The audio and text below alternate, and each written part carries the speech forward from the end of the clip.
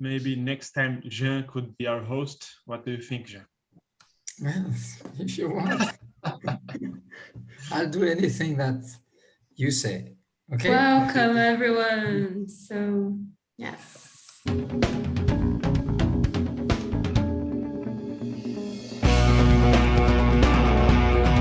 Salut, je suis Tamir do Brasil. Bienvenue au Dialogue Mondial. Fala galera, aqui é o Felipe do Brasil. Bem-vindos todos às Conversas Globais. Hello, I'm Miriam from Brazil and welcome to Global Talks. 你好，我係林思俊，我喺香港大，而家住喺英格蘭嘅考文瑞士。歡迎收睇今集嘅全球會談。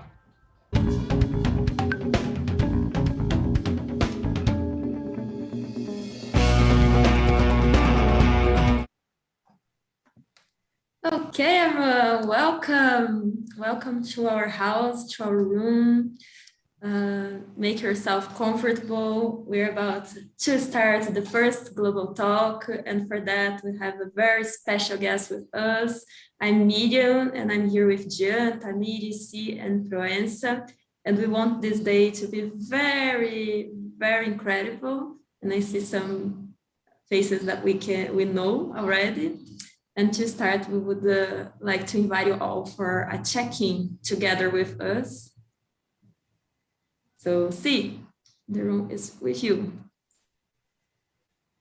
Hey, thank you very much. So for the check-in, I'd like to invite you to go over to Mentimeter, and I'm going to put a link into the chat box over here where you'll be able to answer just a few questions as a check-in, really. And also going to share the screen so you can also see what we are going to be looking at on the check-in. Hang on. And we're also having a YouTube problem, like with the transmission, so we are still waiting for people to join us. And we will receive everyone that's coming. So, like, please interact with us in the chat. And that's it. So for the first questions of the check-in, hopefully this, if you go to the Menti link on the chat box, you'll be able to just put in where in the world are you dialing in from, just to see where we are all coming from for our first global talks.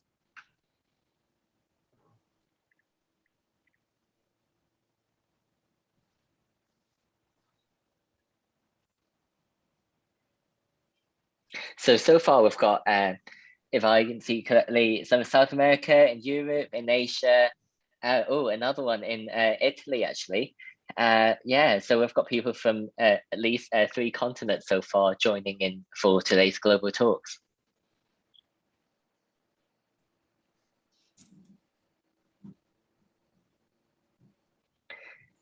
If you're joining from YouTube, unfortunately, the link is still loading at the moment there, but I can stick the Mentimeter link there should you wish to participate at a later stage when you are able to join in from our YouTube site instead.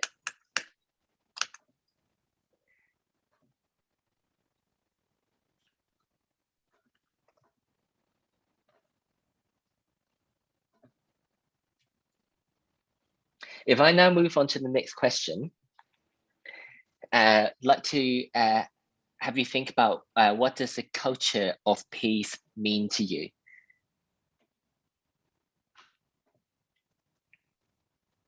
And what does it mean? So what does it mean to create a culture of peace? How do we do that? And what does it mean to you? And if you share some of the up to, I believe it's up to 3 thoughts about it, then they should start appearing on the screen as you type them in.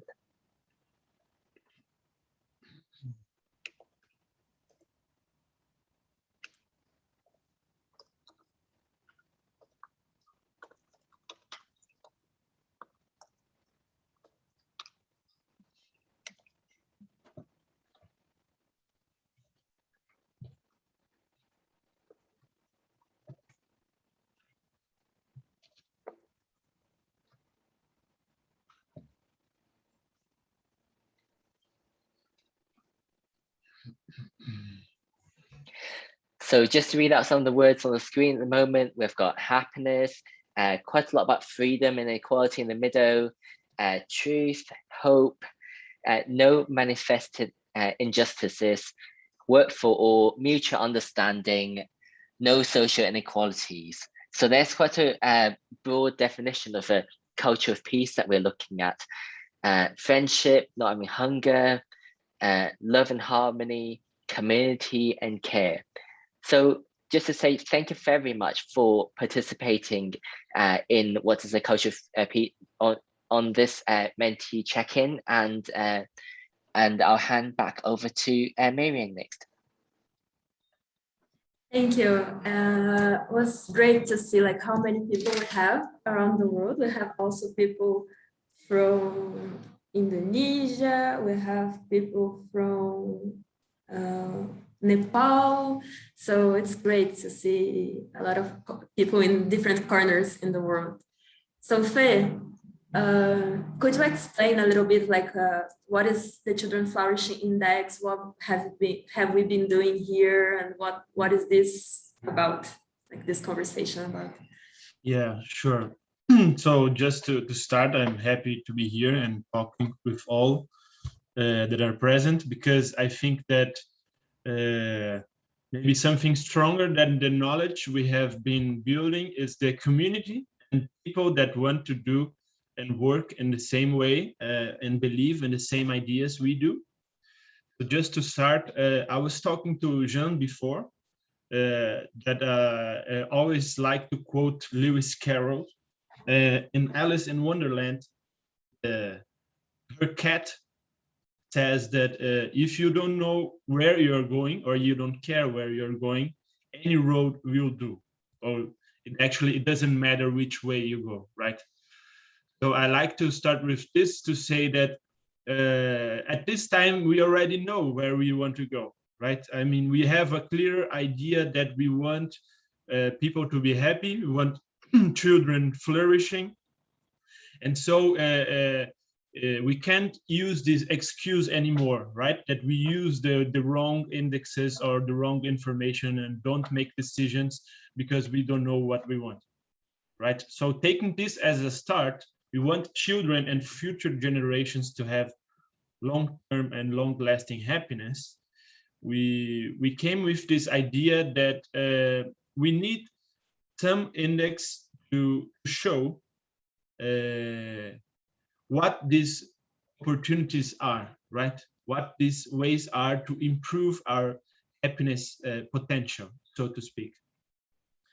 And we have a lot of dimensions, actually 10 of them, and they go from dreaming right, the right to dream from children, to things as environment and gender equality, and again, everything around this idea that we need to look for future generations, right? Our children will be the citizens of tomorrow, and those in charge of public policy should be looking for them if we want as society to thrive.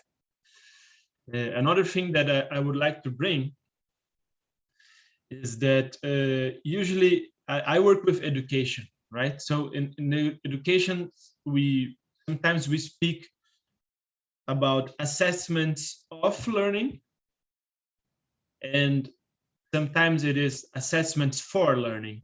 And the key difference here is that there are evaluations that you use just for accountability, just to show the results and to see what's going on. And then there are others that you use to improve people's life and to learn in the process. So I think we should use this index exactly this way, as an assessment for learning and as learning. So I reinforce this invitation that everyone joins our little movement that we are starting here. And after in the presentation, I will also send a WhatsApp link so that we can chat a little bit more, maybe in an informal way, And it's all about relationships, really. We really believe in the quality of relationships, and in evidence-based public policy that takes these relationships into account. So thank you for being here. Great, Felipe. That's nice to hear you. And it's also like this global talk is the first of many. We want to invite global leaders, and we have a dream, like we already had a dream to have Jean with us because he inspires us too much, and he's a senior in our village.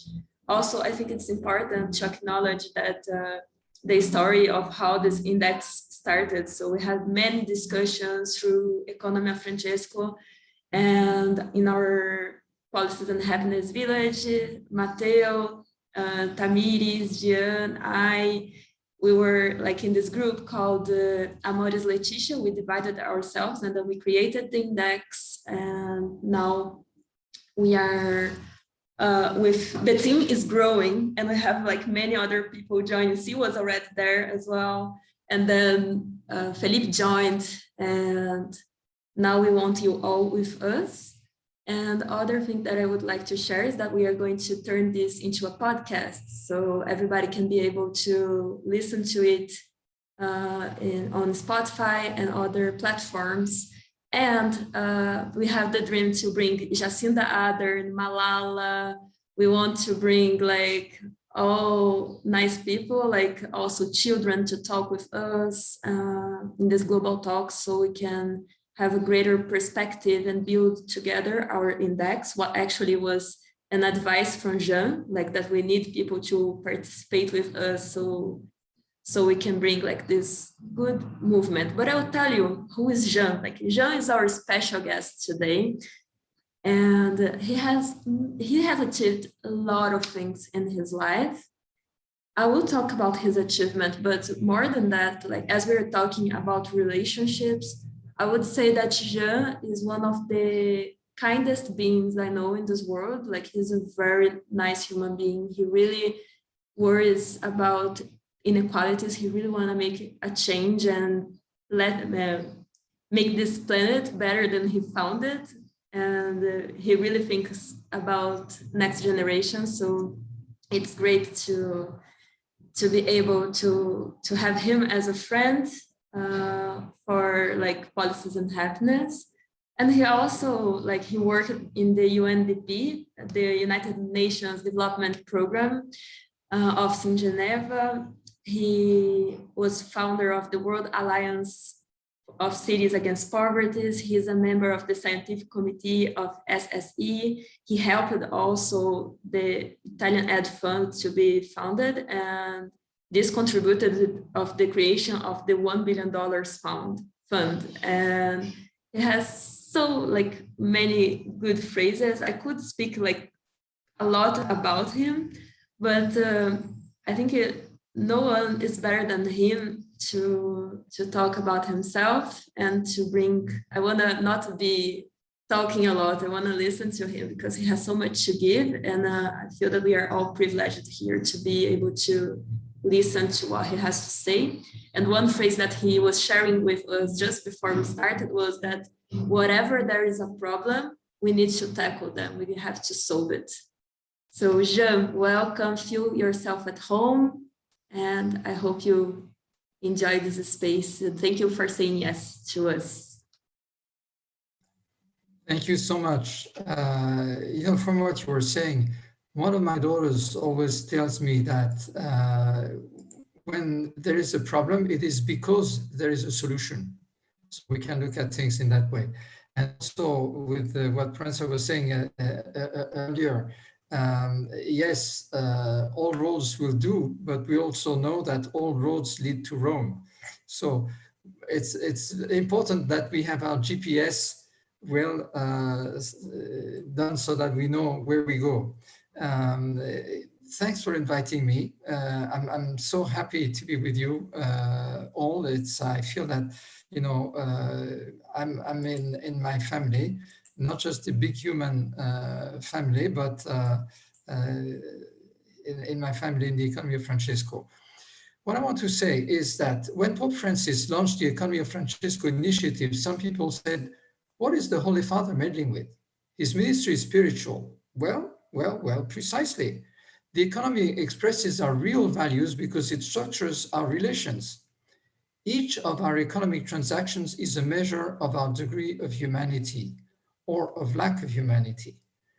Every economic act says something about how we relate to our sisters and brothers of the human family, whether we respect them, we treat them fairly, we care about their well-being, or if we exploit or abuse them. The Bible reports that when challenged to say which are the most important commandments, Jesus replied, "You shall love the Lord your God with all your heart, soul, and mind. This is the greatest and first commandment, and a second is like it. You shall love your neighbor as yourself. On these two commandments hang all the law and the prophets." Well, it cannot be any clearer. The purpose of life is love. I do not know how many of you have heard about a French priest named Pierre, l'Abbé Pierre, Father Peter. He became famous when I was a child in the 1950s for studying with the poor and the homeless, and I was blessed to meet him various times. He's the founder of the Emmaus movement. I always remember his words, which are cast in my mind. When asked to define life, what is life? He replied, "Life is a small piece of time given to us to learn to love." And you see, love is not an emotion, it's not a feeling, it's an act. It's a way of relating to each other. And as I said, the economy tells a lot about our relations. What we do always speaks louder than what we say. A few days ago, some billionaires inaugurated the first commercial flights into space. But to date, more than 2 billion people are still not equipped to wash their hands at home, and 800 million do not have access to sanitation. Are we really putting our priorities in the right place? Are we lovingly taking care of our neighbors? The truth is that the dominant global economic system we have built is failing humankind and nature. It does deliver a considerable amount of goods and services, some of which are astoundingly sophisticated, but it bypasses too many of our fellow human beings. Every 6 seconds, it lets a child die of hunger, lack of safe drinking water, and lack of care. It proves unable to reduce gaps. It doesn't improve the quality of human relations, and it spoils and depletes too many natural resources. It even triggers climate change, climate upheavals, which are bound to grow and which constitute hazards for the newborn who are in our custody. We're not only shrinking the lives of our brothers and sisters today, but we're stripping our children from their future. We bequeath them an unmanageable situation by the time they reach my age. Now, this economy makes life painful for too many human beings, and ultimately, it kills more than wars. It kills more than wars. And that's not what I call peace. And it doesn't bode well for the future. Poverty, climate change, and armed conflicts are throwing millions of people every year on the roads in search of safe haven. And the United Nations estimates that we'll have 250 million migrants before the turn of the century, a figure that makes current migrations flow look insignificant. Now, let me say something. My generation is in fact the first one in the history of humankind which hands over to its children a situation which is worse than the one it inherited from its own parents. And I honestly want to beg forgiveness to the entire youth in the world for this failure. The fact that we also pass on fabulous technologies and that we have built institutions which make it possible to cooperate across borders and share knowledge and resources doesn't compensate for this deficiency. It just makes it more blatant. We were the first generation equipped with the knowledge and means to eradicate poverty and hunger, and we chose not to do it. Yes, we chose. Our priorities were not where they should be. We have put profits over the needs of our brothers and sisters, and we've been espousing wrong economic theories. Our society is starting with those that define themselves as developed, that is to say that they consider themselves more advanced, are obsessed with the concept of economic growth, not with the integral development of each human being. And this has been the case ever since 2.5 centuries ago. Adam Smith, who is considered to be the first economic theoretician, proclaimed that if each individual pursues his or her personal interest, it follows indirectly that the good of all people also happens. Now, over time, this has become a dogma all over the world, almost a theological precept, which structures our relationships. It is the basic rules that guides the decisions of the World Trade Organization. Now, when we all met virtually last November with Pope Francis, he told us clearly how wrong this is. The simple sum of individual interests doesn't produce common good. As a result, we have produced the greatest inequalities in history. I mean, even where there are no bombs, we are not living in peacetime. The dominant economy is conceived on a war paradigm. It is like a Cold War, and even a cold civil war, as even within countries, we're all pitted against each other, competing at all levels. You're summoned to be competitive. We're competing in all spheres, in almost all fields of life, when we should do exactly the opposite. We're competing between human beings, between enterprises, and between countries. All of this is destructive in a world of limited natural resources that will soon host 10 billion people, therefore in which we have all become forever interdependent. Reason commands us to team up in order to take care of each other and of nature. Our hearts should also command the same. We must therefore remove all the obstacles ingrained in our minds in order to truly live in fraternity, ensuring that no one is left behind. And to do that and create a culture of peace, we need to do three main things. We need to change our dashboard, set our GPS in the right way. We need to build new relationships based on care.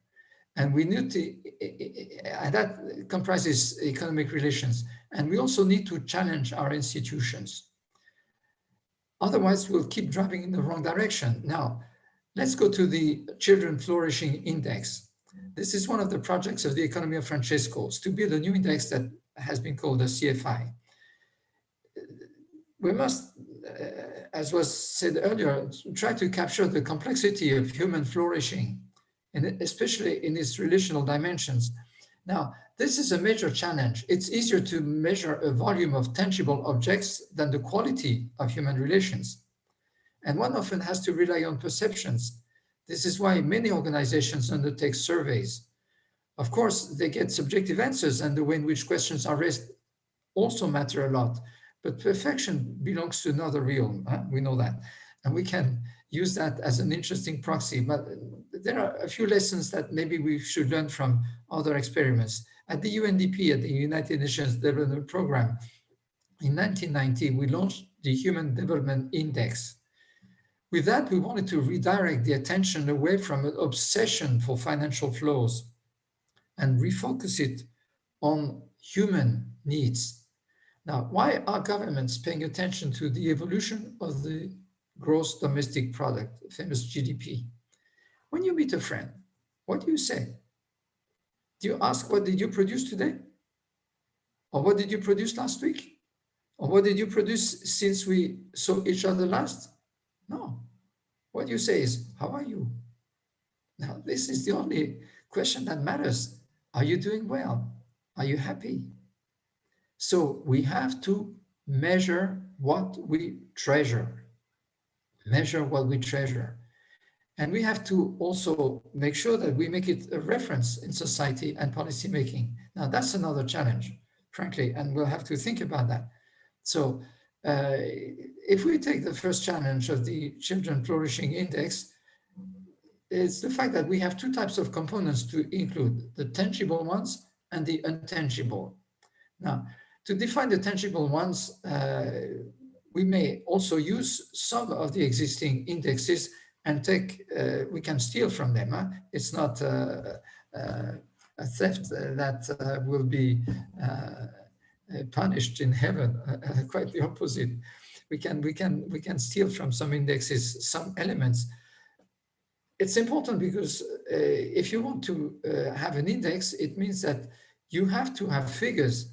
You have to have statistics that are available in the country, and sometimes we'll have difficulties finding that. So we have to think of what hampers flourishing.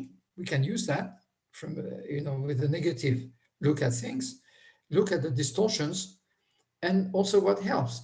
When we built the Human Development Index at UNDP, we also built the gender-sensitive Human Development Index. That is to say that we remeasured the index, introducing an element that measures the differences between men and women. And so if you are close to equality, you have a good score. If you have huge differences between men and women, the score becomes very bad. So we can also do things like that. And we have to find all the variables that translate what Ponsa was saying at the beginning: environment, nature, health and well-being, food security, and all that.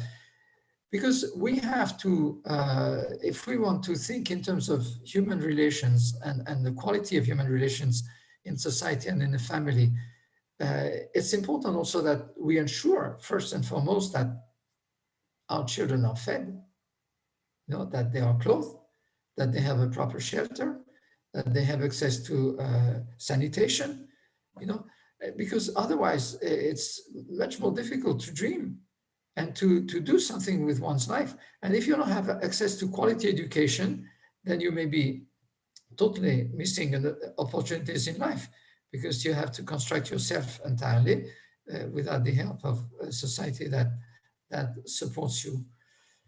Now, so the fulfillment of basic needs is a must. We have to introduce that, and there we can draw from existing indexes of all kinds.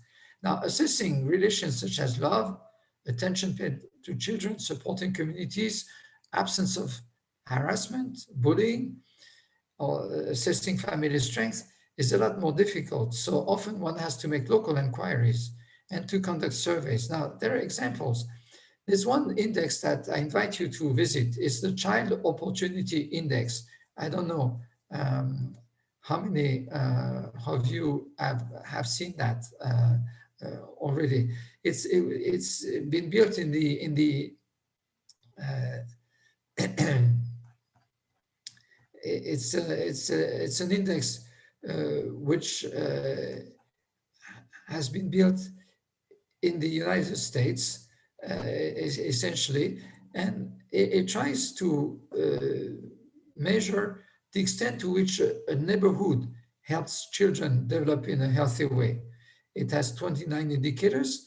They cover education, health, environment, social and economic issues, and they range pretty widely. But I think that within that, we will find a few things which are quite relevant. Now, then after that, the question becomes, do we have figures or ways to measure that where we live? Because the CFI should be universal somehow, but it can be a tool which is used locally or which is used universally. That's a choice that we have to make, or it will also depend on our ability to find the elements that are useful for that. But when you build an index and you work locally, you live locally, you can always relate to your local authorities, the municipality, and try to work with it, and all the groups that exist in the society. We're not starting from scratch. Other people have been doing things. Another index which I find very interesting to look at is the Good Childhood Index. It was done by the Children's Society in the United Kingdom. Now, well, some people will say it's pretty British. It is not. It is British in the sense that, yes, okay, the figures that they put come from their context, but the way in which the index is built is very interesting. Now, they conducted a lot of surveys. They've been asking people, and they've been asking children questions. They've been asking children, how happy are you with your life as a whole? And they've been asking, Do you have what you want in life? Do you have a good life? Do you wish you had a different life? Is your life right? Are you happy with the relationships in your family, with the home you live in? How much choice do you have in life? Are you happy with the relationship with your friends, with the things you have, with your health, with your appearance? So there are quite a few questions. So I would invite you to have a look at that. And I would also like you to have a look at another thing, and it's all the 17 Sustainable Development Goals. I don't know if you are familiar with that. The Sustainable Development Goals have been adopted at the United Nations on 25 September 2015. And in fact, they are a commitment that has been made by all governments of the world. It's the first time that it ever happened in the history of humankind that governments said they committed themselves to eradicating poverty and hunger. Poverty in all its forms. And they committed to promoting the well-being of all at all ages, ensuring decent work for all, reducing inequalities within and between countries, ensuring sustainable consumption and production patterns, protecting ecosystems, and funding a global partnership to heal and secure our planet. Now, they made that commitment. If we look at things, we have the impression that we're pretty far away from that. But what is interesting about that is that it is a commitment that has been made by governments, and we as citizens, wherever we live in the world, we can ask them to live up to the standards that they have established. Otherwise, if at the government level, one doesn't keep one's promise, should we keep it at the individual level? So we have something to challenge our institutions. But also, what is interesting is that there are 17 objectives that have been established. I mentioned eradicating hunger and eradicating poverty and gender equality and all these things. But they've set targets.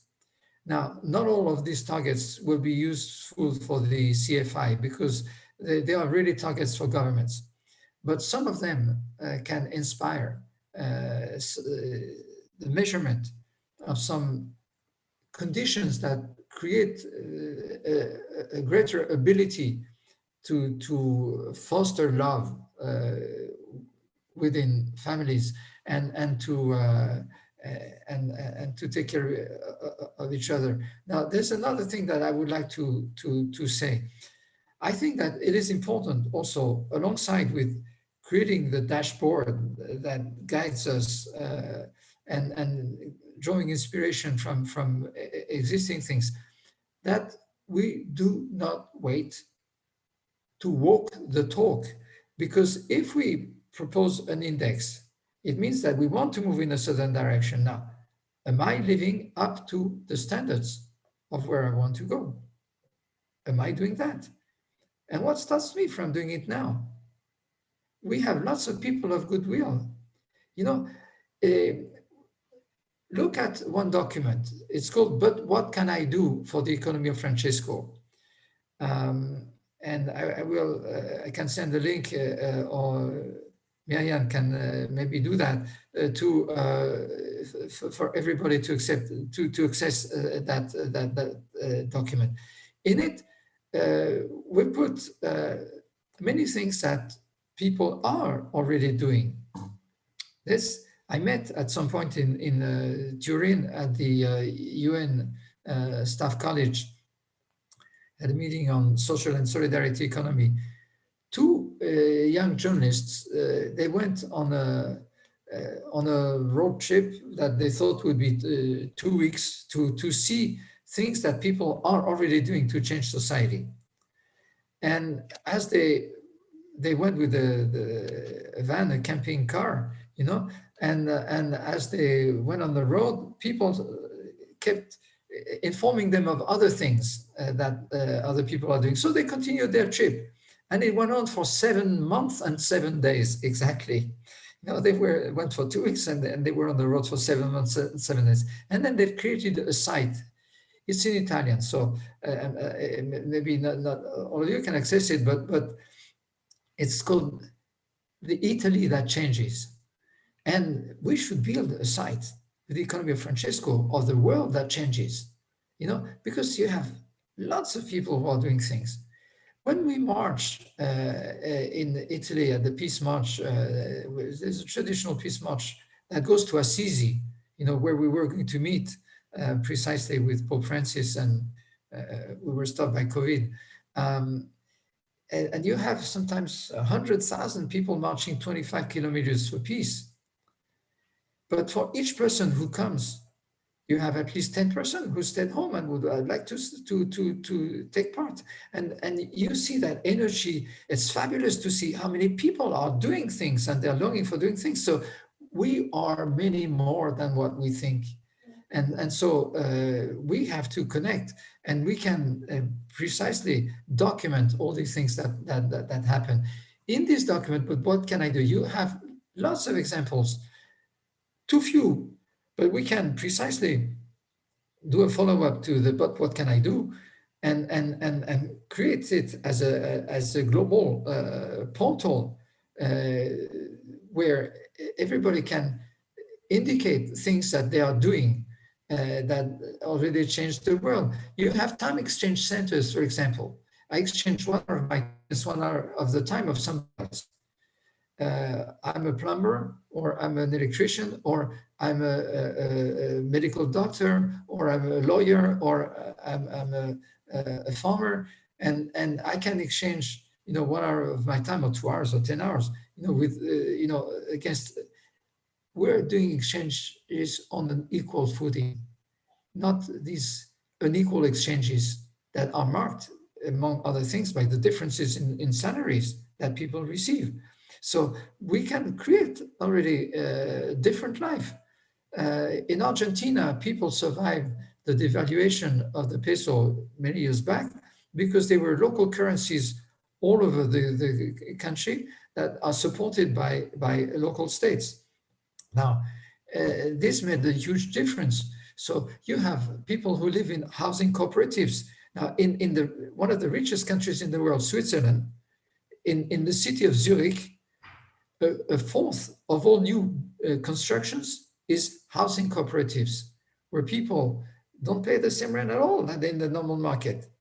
Prices are between 25 and 50% under the market prices, because we're looking at things in a human way, not trying to put profit over people. So we have to start working in all that. One element, and maybe I should stop with that, that I invite you to look at, is a site which is not just in Italian, it's an Italian experience. It's called Parole Ostili, the words which hurt. And you have today so much bullying, harassment, even on the social networks. People who should be talking nicely to each other are fighting each other, practically insulting sometimes each other. Now, you have a group of people in Italy who have taken initiatives, and they've established a charter of behavior, of relating to each other. And we should include that in the building of new relationships and in what we want to do with the CFI. Really new practices, a charter. We commit ourselves to respecting certain rules. Now, they've established one for people in politics, people in sports, people in various activities, adapting the charter to that. Now, just to mention one thing, when people are in politics, sometimes it's the place where they give the worst example. They fight each other, they insult each other, instead of discussing together quietly for the common good. Now, so the idea of this group in Italy was to invite every member of parliament to join and sign up on the charter of behavior, establishing dialogue with others. And of course, you're not forcing anyone, but once the person makes a commitment, that person is on the site with his or her photo. And so when that person misbehaves, you can call that person to order. So I just quote these examples because you have, and this site is in English also, so everybody can access it, right? So I will give you the link to the site so that one can draw inspiration from that. There are many things. Now, I've spoken too much. When you do the work on the ground, you can act as midwives to help people build their own indicators. And that has been done in one region in France with the support from the regional government. The experience has been just fabulous. And surprisingly, people didn't come up with money is important, having a job and this and that. They talked mostly about the quality of relations. We're on target, friends. We are, Jean. Oh, it was great. Thank you for sharing with us. For those who are here in the Zoom, if you want to see everyone in the room, you just go on the right, like upper right, there is like a view, and then you can click there and you can put gallery mode so you can see everyone. And I shared in the chat the link of the document that Jean made, and Jean, C already have like an idea that we might put in practice. C, would you like to share with us? And then I will hand over to Tamiris and Jean so they can go to questions and answers and the conversation. Just say thank you so much, Jean, for your talk. It's just been incredibly inspiring. I mean, just reading the document that you produced back in November, setting out all these ideas of what it could look like. Wouldn't it be great to turn that into a website, a living bank of ideas of how do you get involved in the Economy of Francesco? So that, as you were saying, it might be I'm a doctor, I am a policy officer in a local authority, I'm an academic, and this is what I can do to promote the common good and promote the Economy of Francesco. I'm also really interested in what you just said about the charter for social media for appropriate behavior and so on. We saw a lot of that over here in England with racism directed at football players, for instance, last month. And there's something about how important it is if people in public life, or actually for that matter, all of us to promote the common good could potentially sign up to that type of charter for appropriate behavior on social media to prevent the type of bullying and harassment that happens often to people from minority backgrounds, or for that matter, anyone in public life as well.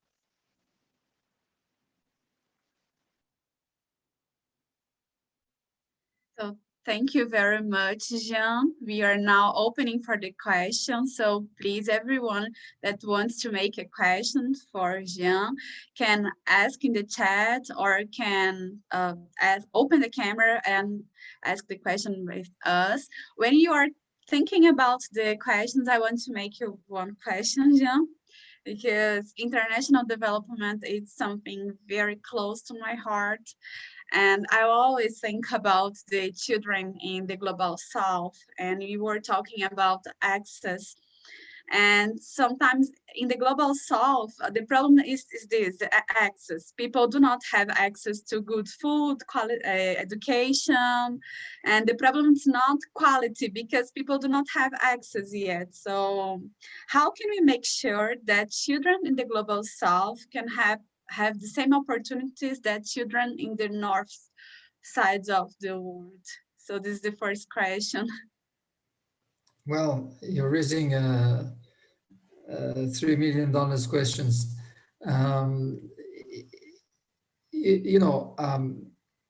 Things depend on how we structure things locally and the extent to which we are trapped in international relations.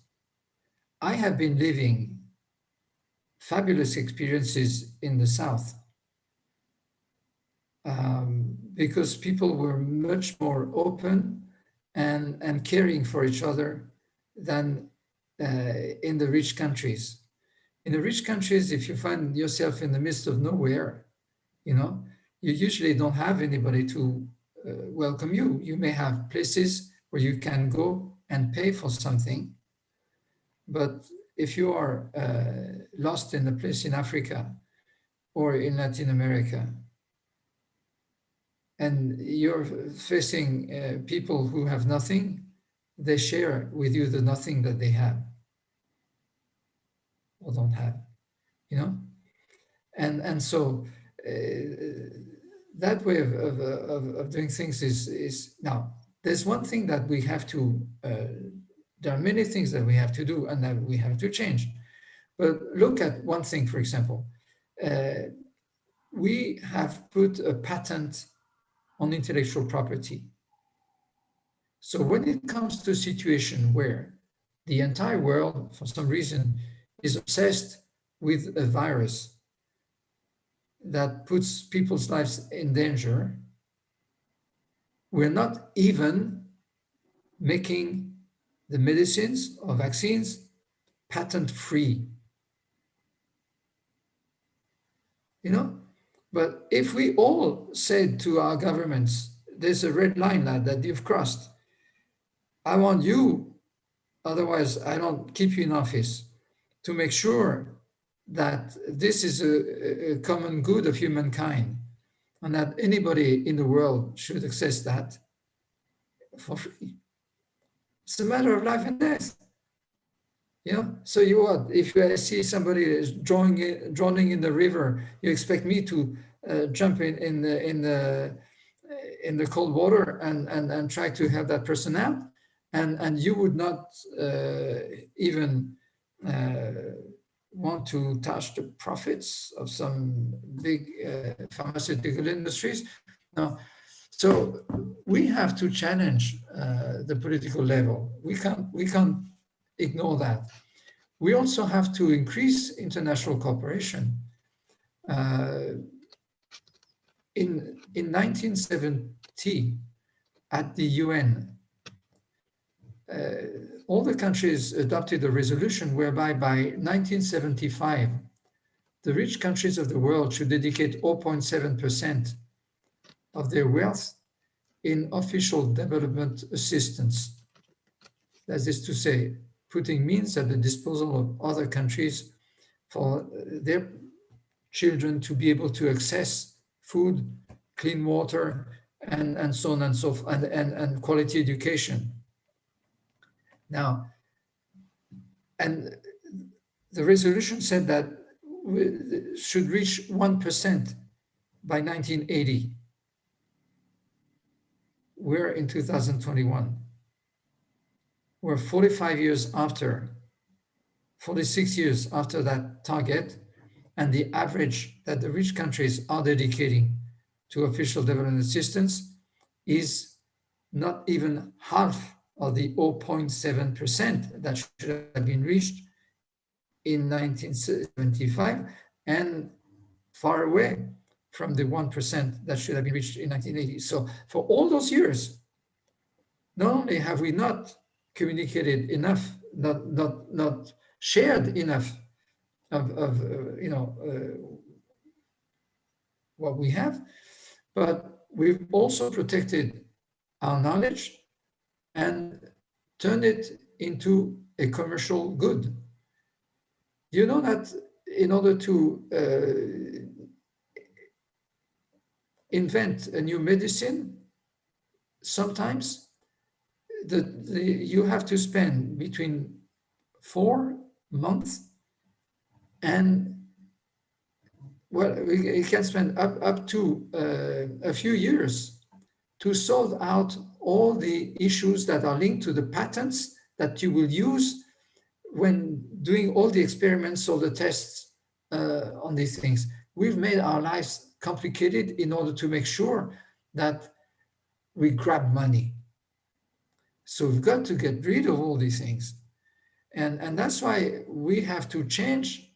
We have to build a society which is different at the level where we are, but we also have to commit ourselves. And I'm not talking you should vote for the right or the left and this or that, but we have to draw lines in our society and speak up. So if we don't do that, why is it that a child in Ecuador, in some part of the country, may not have access to proper food? Why is it? No? Locally, you should be able to grow the things that are needed, but you have international relations that come into play, and where people in rich countries can afford buying lots of clothes and shoes and this and that, because we have transferred the production to countries where you pay people a tenth of the salary that you would pay in the country of origin. So we have structured our world, in our economy, in a way that is hurting people. That's why Pope Francis is right. I mean, we have to make it a priority to change the economy. So your question is a huge one. I mean, it's a huge one. But you see, the international institutions such as the World Bank or the UNDP or others, they can do up to a certain point. And then they are limited by what structure has been decided in each country. So if we put back human beings at the center of public policy, then it makes a difference. And so we have to walk the talk ourselves. We shouldn't wait. When I was talking about housing cooperatives, it's a way of living differently already now without waiting for the market to convert itself and become generous.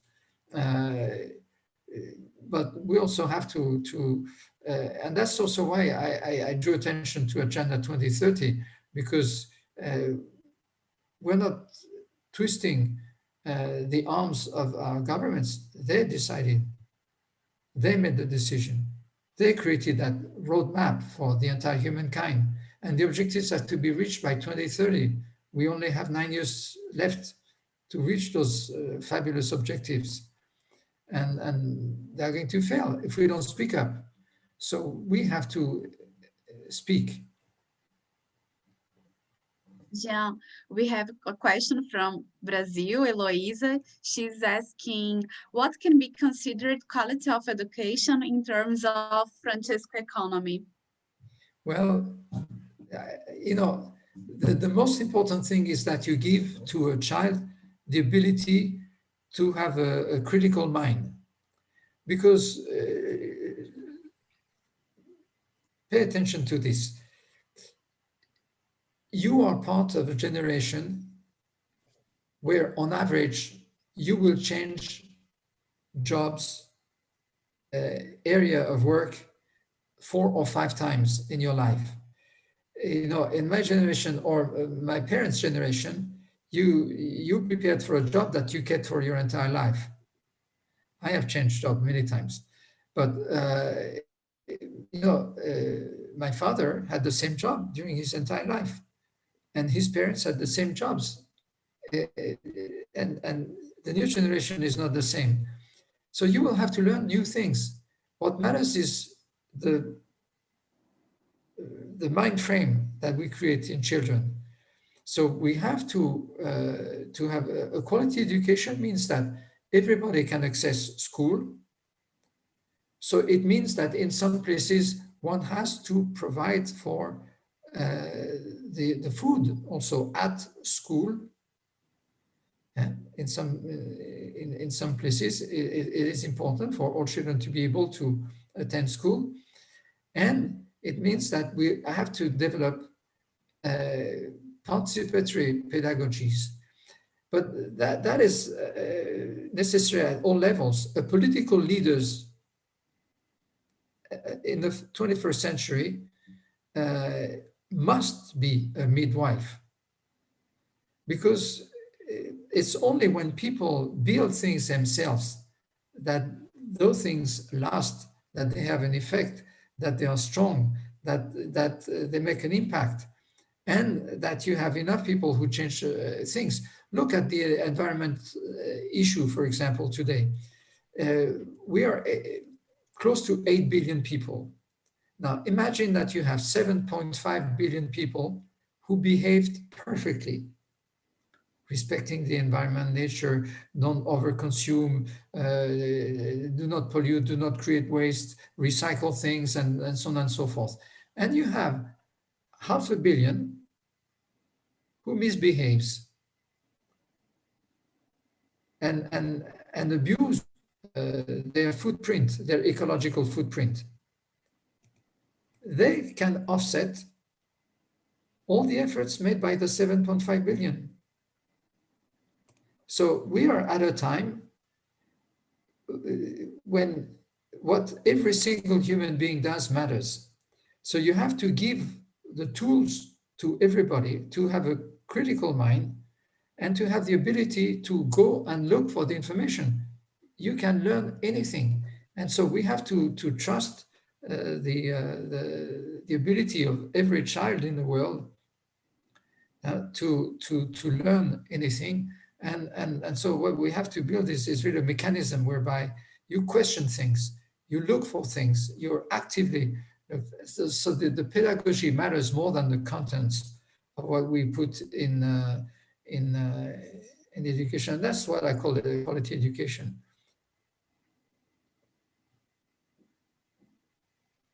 Jean, would like to ask a question? Yep.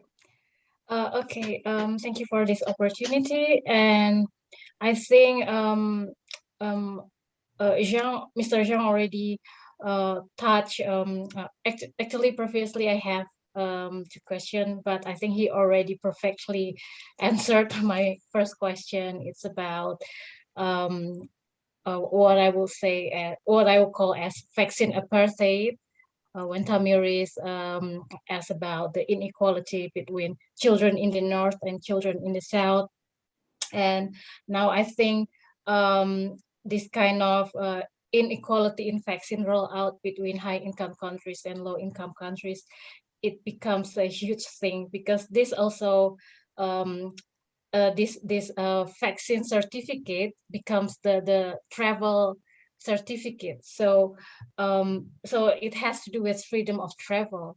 I have been vaccinated twice, and now I can take my vaccine certificate everywhere. But for those maybe who are poor or disadvantaged, I was vaccinated through my office, but I think I'm the lucky few, because in my country, I think it's less than maybe 10% of the vaccination rate. And compared to high income countries, maybe like Switzerland or UK, we know that there is this sort of vaccine hoarding movement. Meanwhile, in another part of the globe, people are lacking of vaccines.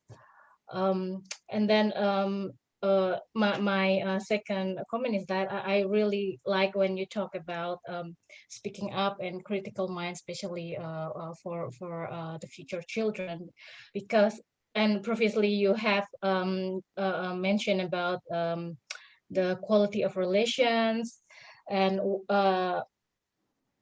that the quality of relations can hampers or can support children to flourish.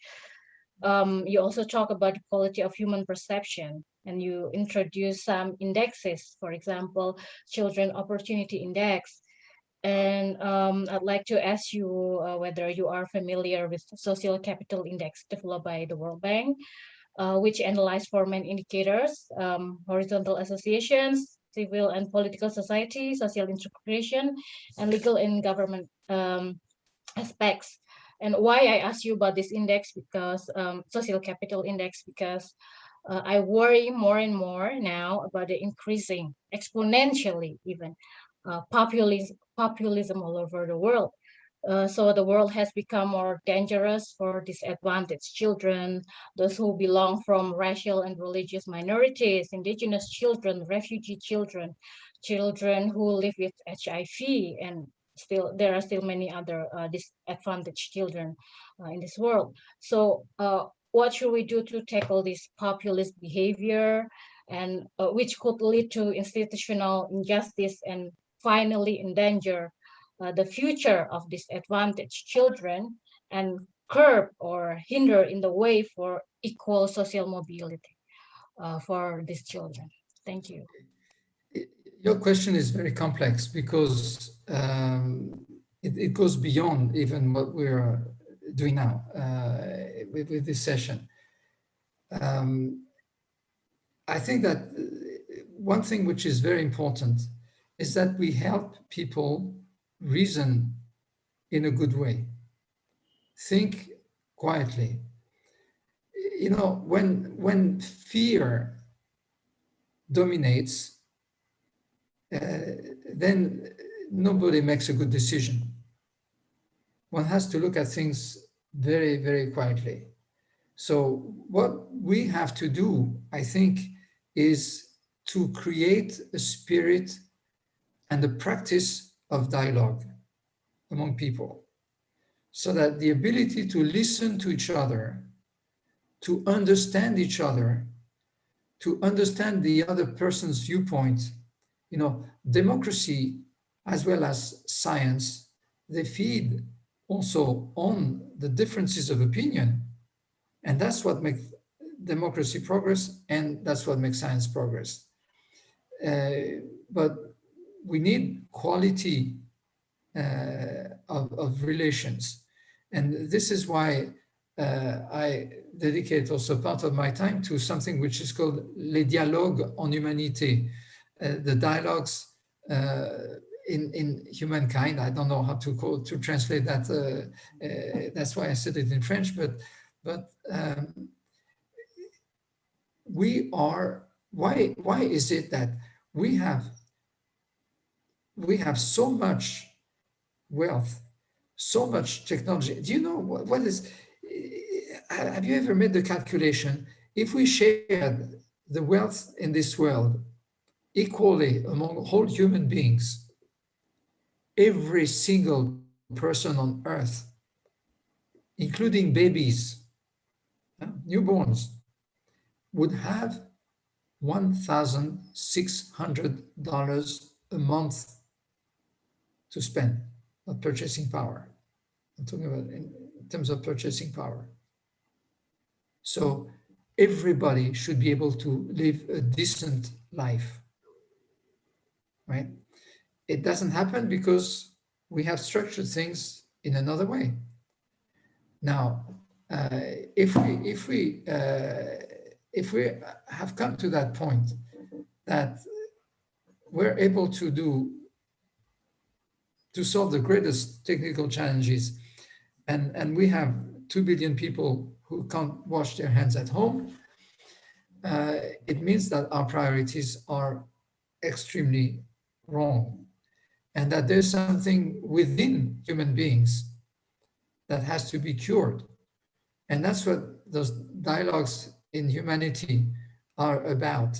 It's trying to understand what's wrong with ourselves and trying to relate to each other, and also differently, and to learn something from each other. You see,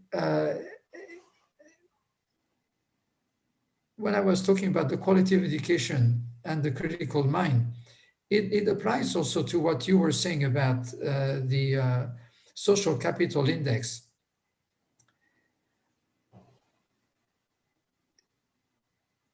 Worse, in UNEP, the United Nations Environmental Program, commissioned an index to a prestigious British university.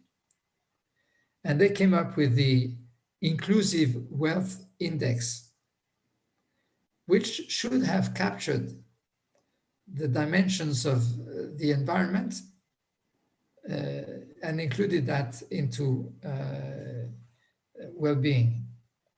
Well, the result is a disaster, because everything is measured in terms of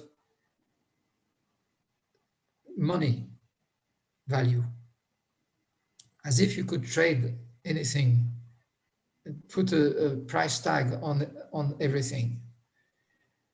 And in the end, if you have the ranking of countries, some of the worst polluters in the world are topping the country's ranking. So it's absurd.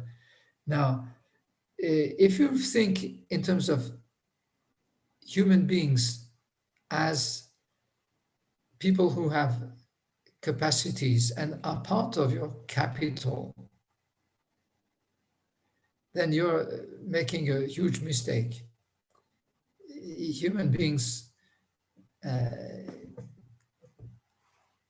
happiness is what matters, and their ability to live differently and nurture love and nurture happiness drives you towards taking care of each other.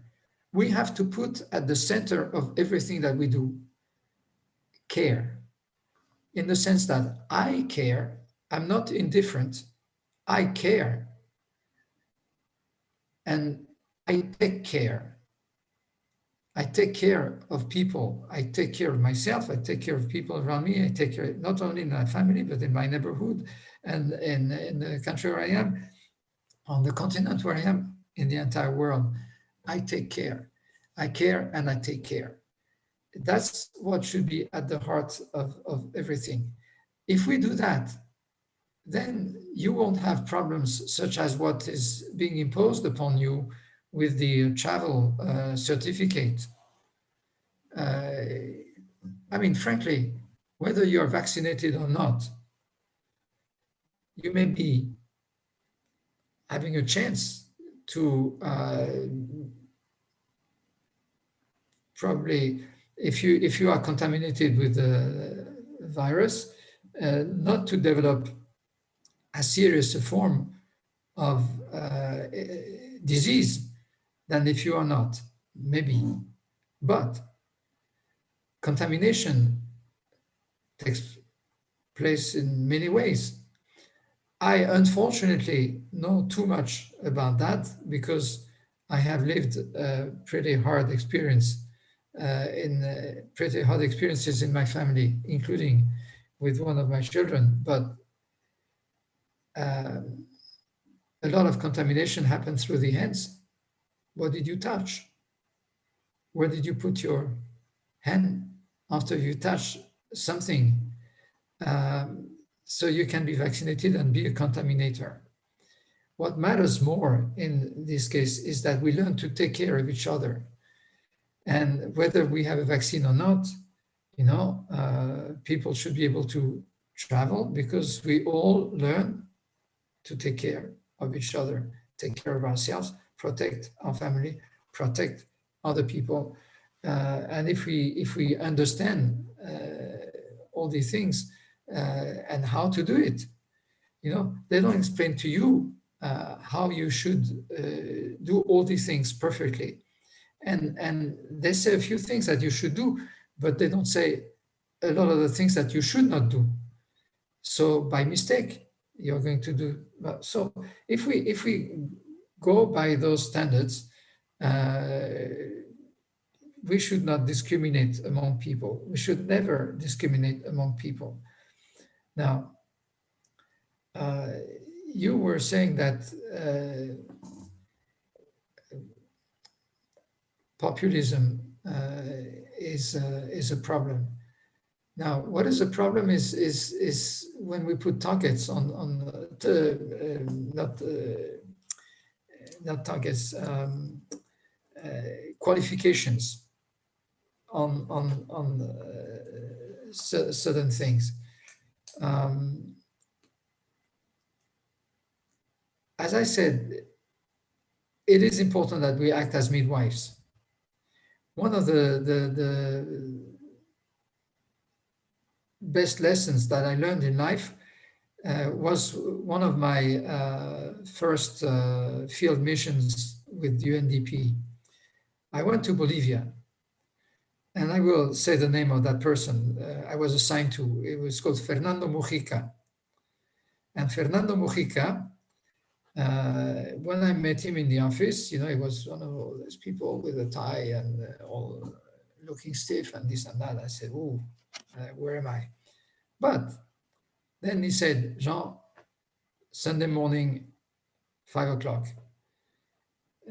So okay, 5 o'clock Sunday morning, and we left that in an area far away where there had been drought, and the drought had destroyed all the crops of the farmers. And there I saw him. He was a beautiful midwife. He was asking questions to people. So what happened? What do you need? What solutions can you imagine? We had money because the Swedes had given us quite a sizable amount of money to help solve the problem in that region. No. So we have to bring water because the problem is the drought, and so but where is water? Oh, well, we have a source which is 6 kilometers away and another one which is 10 miles away. And okay, so what could we do? But, so then they knew because the ancestors many years back, they were creating canals of irrigation canals. So and so they thought, well, we have maybe if we could do that, and he could have hired an enterprise, a company, with the money that we had to create the canals and all that. No. He paid for the tools so that they can break the stones that were there in the mountains, and they built the canals themselves. Now, by doing that, they owned everything. And I'm sure that it took place quite a long time ago. I didn't have all the white hair that I have now. But if I bring you there, I haven't been back there. If I bring you there, I'm sure that the irrigation canals are clean and working. They conceive them, and and all that. So what really matters is that we build a critical mind, that we help people manage the information that they get, and we trust people, and we help them grow by being midwives.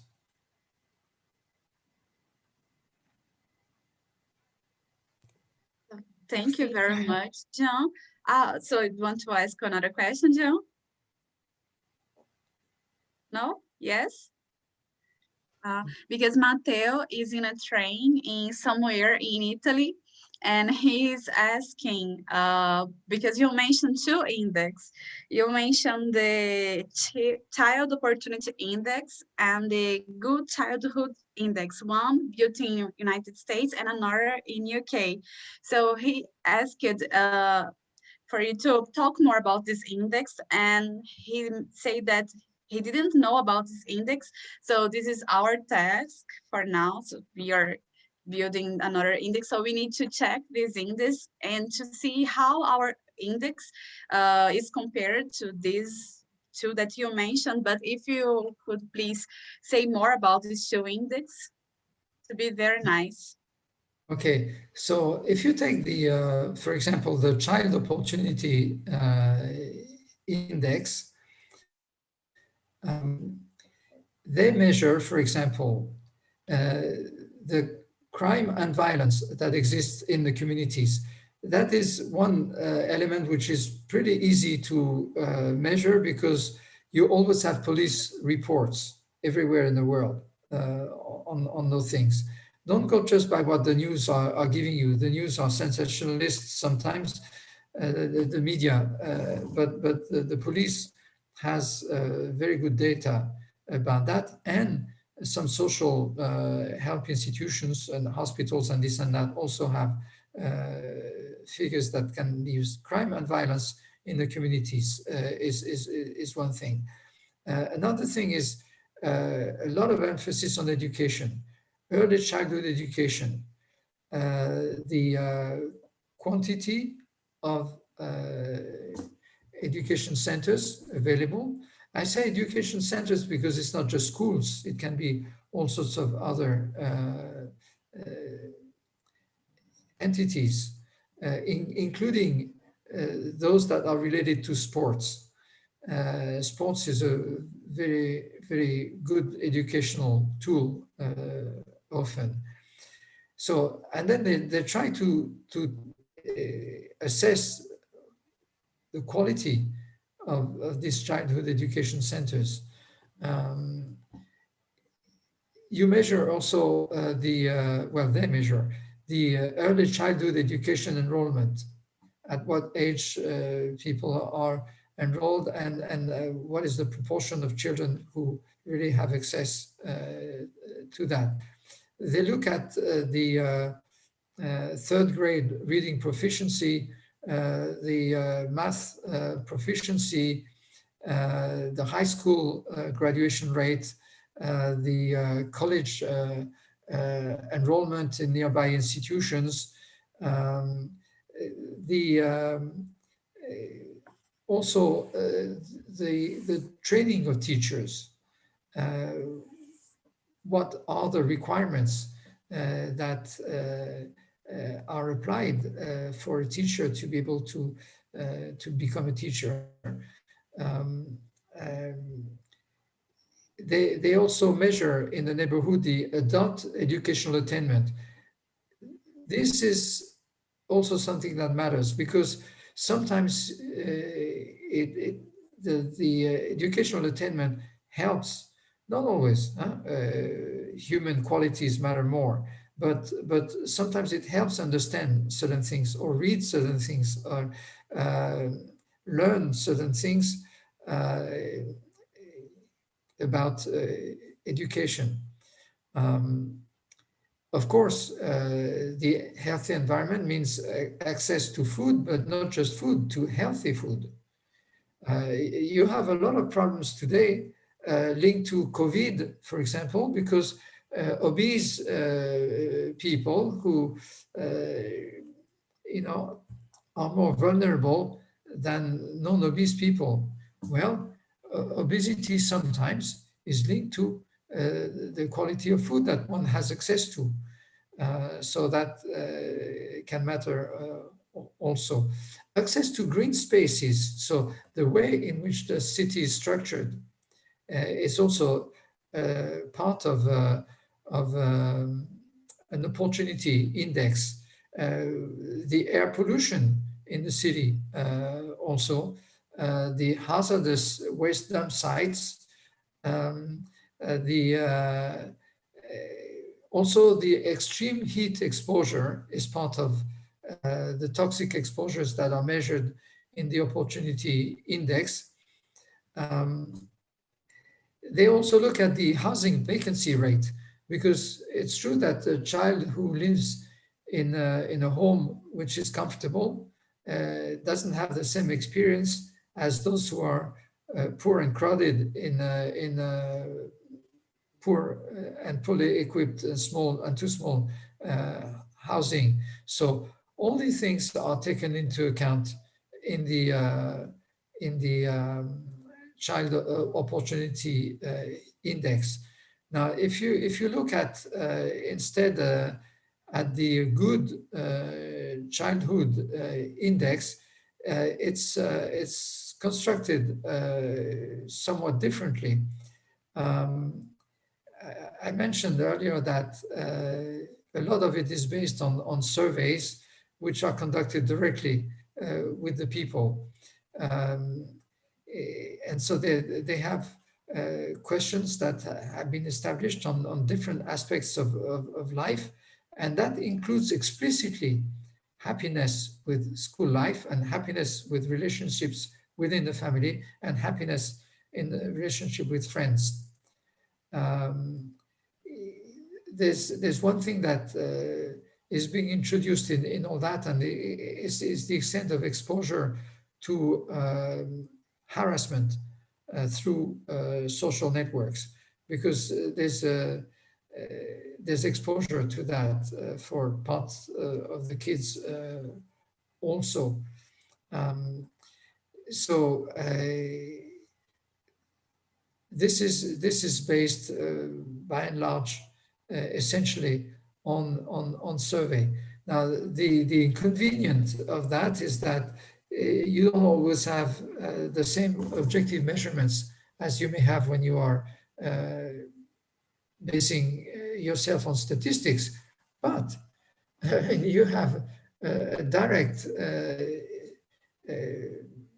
photography of the life which is lived by people. I mean, what they experience.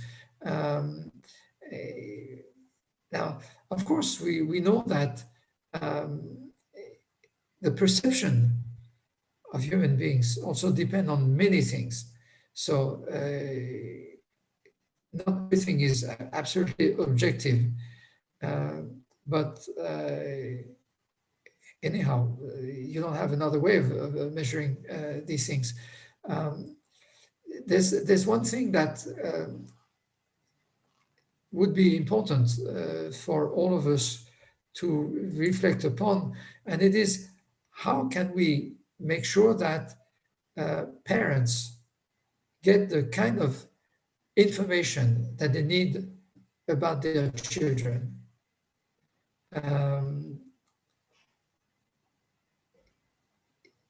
Everybody improvises himself or herself as a parent.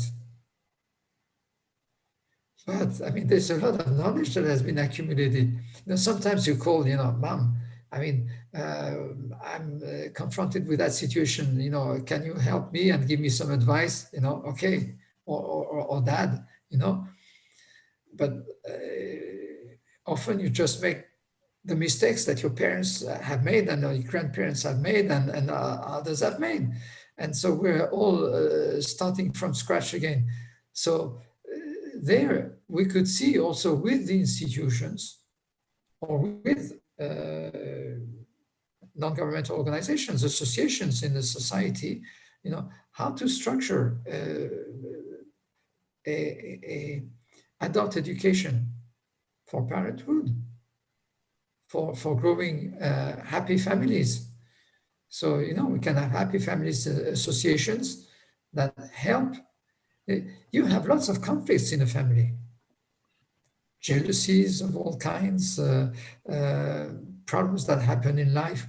I mean, you have a child who is seriously ill and the other children become totally neglected, and they build feelings of love and protection at the same time as hatred, and even, I wish he or she would die because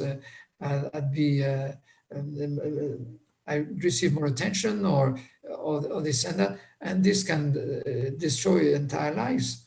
So all these things have to be part of. Now, there's a book which is called, I think, It Takes a Village to Educate a Child. It's interesting to read. So, I mean, these are the kind of things that we have to mutualize somehow. We have to create structures that help for these things. Even in the social and solidarity economy, in Switzerland, there's a chain of shops, where you can buy everything, food and clothes and this and that. It's called the Migros, and it's very interesting. It's part of what is mentioned in the document. But what can I do for the economy of Francesco? They use the profits that they make to establish school clubs. You can learn cooking, you can learn language, you can learn computer science, or you can learn to repair a phone, or you can learn all sorts of things at an affordable price, because the spirit of the social and solidarity economy is to help society through that. But do you think that there's one thing, course on parenthood? No, not yet. So these are things that we should include. Nonviolent communication, nonviolent resolution of conflicts also. You know, all these things can be part of what we add in our societies. Right, Jean, I would like to take your words to reinforce our invitation for this new group, a new movement, talking about perceptions and structures, right, and experimenting in order to make the world a better place. I will send this link here. And also, I think it goes along what you brought to us, right? This inspiration comes in the same sense that what Buckminster Fuller says to us. I don't know if you know, people here know him, but he always talks about how in order to change things as they are, you don't necessarily need to fight against reality as it is, but it is easier and probably more in line with peace if you build a new model that will turn the older one obsolete, right? So not necessarily entering into conflict and violence, but disagreeing by making your own new model. So the invitation is for this. And also because for this new paradigm, we don't just need contents or people talking about ideas. We need people talking with each other. And this WhatsApp group is maybe a little seed for that, for people sharing in community. And I also really love this video that is called Starting a Movement, that is in TED. I will share the link here also.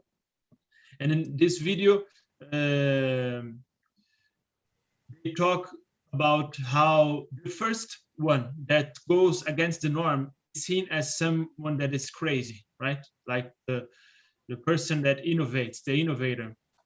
And then the second person joins along, and the first one isn't alone anymore. And then people slowly start coming together. But this second person is the one that makes this change, that changes a nut, right, into a leader. And I really love this saying, because I started to search for nuts in order to dance with them. Like, this is maybe my new purpose, like searching for innovators with great ideas that maybe people don't give the enough credit. And then by dancing with them, people may start dancing along. So invitation is for that. And I thank you again, Jen, for all that you brought for us. Thank you so much. Great. Wow. There is a lot of gold in that as well, Fe. I searched for nuts so I could dance with them. That's beautiful. And Jean, before I hand it to you, like, to last words, I really want to thank you. And as you said, we have to measure what we treasure. So I found some gold here in our conversation that I would like to share with all of us. One was remove the obstacles in our minds, culture of peace, change the dashboard, new relationships based on care, challenge our institutions. Quality of human relations, how do we measure it? Instead of asking what did you produce, we ask, how are you? Life is the small piece of time given to us to learn to love. So foster love. Let's not wait to walk the talk. How can we give access to children? We have put patents in international property. Relationships and politics matter. Increased international collaboration is needed. We need to give access to clean water and quality education to our children. 2030, we have 9 years to reach them. We need to speak. Quality education, everyone can go to school, food at school. We must be midwives so we can give birth to the world. We need to create critical thinking and ability to look and learn anything. The pedagogy matters more than the content. Children Opportunity Index, a lot of learnings, the ability to listen to each other, the dialogue en humanité. We need to put care in the center. I care and take care. We count on you for this movement. And last but not least, let's dance with the nuts. So Jean, would you like, and also my mates here, like Proença, C, Tamiris, Jean, we are doing it, like everybody worked a lot. So I really want to appreciate our team for the efforts and open to anyone of us that want to say anything. Thank you, Jean. Would you like to share anything, like any last words? Well, you know, Diane, you're just a wonderful group of people. And I trust that together we shall get there. I trust that. I have seen so much already energy and intelligence and dedication in the group. And let's keep holding hands with each other. Let's keep teaming up, okay? And things will be fine. Thank you. Guys, for those who are listening, please like put in the chat, how do you live this conversation? How was it for you? See. Just to say thank you so much for the conversations. It's just been really inspiring, literally just listening to all the other indices that you're mentioning. And I'm just furiously Googling and typing in those links in just to read a bit more about it. So it gives us a lot to think about when we come up with our own child flourishing index. And on the topic of relationships and also subjective well-being, I think it's so important that we start involving a lot of people who may not be in academic or policy circles, but people people out in the public who would be able to best self-define what they themselves mean by flourishing, and also as we bring it back to the start, how we started with getting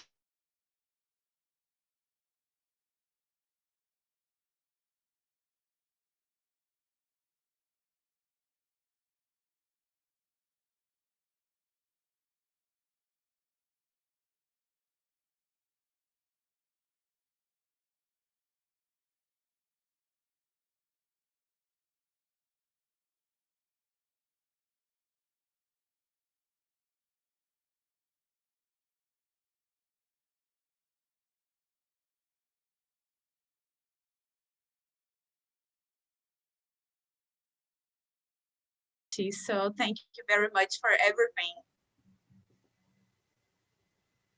Thank you.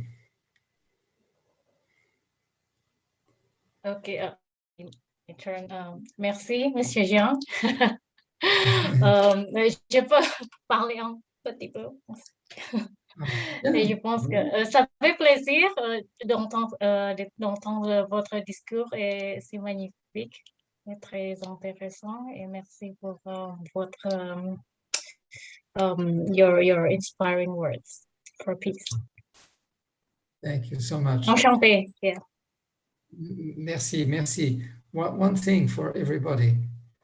Remember, the obstacles are more in our mind than in the real world outside. What is outside is just, I mean, we have lots of obstacles and hurdles, but it's just the salt of life. If it were not the case, we would find it boring, okay? So remove the obstacles from your mind, and don't ever think that something is impossible. That's amazing. So guys, remembering that this will be also on YouTube and on Spotify, and that we'll have other talks. Jean, thank you for opening the floor in such a brilliant way, and thank you everyone that came here and participated with us. See you soon, and Love to. a bientôt, bye. Merci. Ciao.